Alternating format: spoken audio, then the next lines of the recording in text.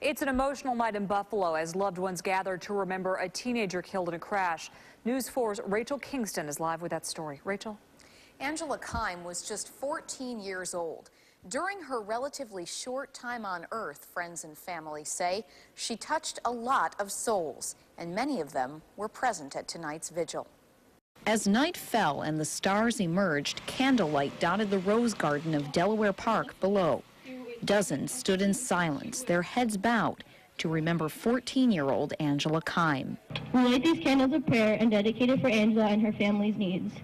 May your light surround them, may your love be their support, and may your life flow through them. Keim died in a car crash on the Cattaraugus Indian Reservation on January 28th. A friend of hers organized this vigil so that people would have a place closer to home to both mourn Keim's death and celebrate her life. Her family just needs it. I mean, that's really all I can say is they had to go through and make cards saying in loving memory of Angela. I mean, it's their daughter, and the mass, seeing her roll down the aisle, they shouldn't have to go through that. Keim's father takes comfort in knowing many people loved his youngest daughter. It makes me feel great, you know? I mean, every time I see it, it doesn't matter if I know the people or not. These girls say Keim was their best friend.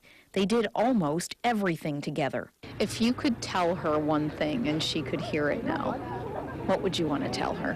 Why did she have to go so soon? I love her and miss her. I would tell her that I love her and I will always love her and that she's beautiful.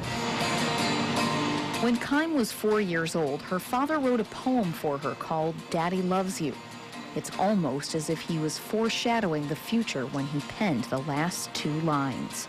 And life is short but also great as long as I have you.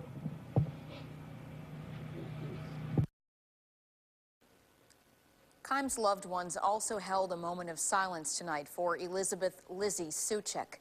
The 13-year-old was injured in the car crash and remains at Women and Children's Hospital. Live, Rachel Kingston for the 10 o'clock news.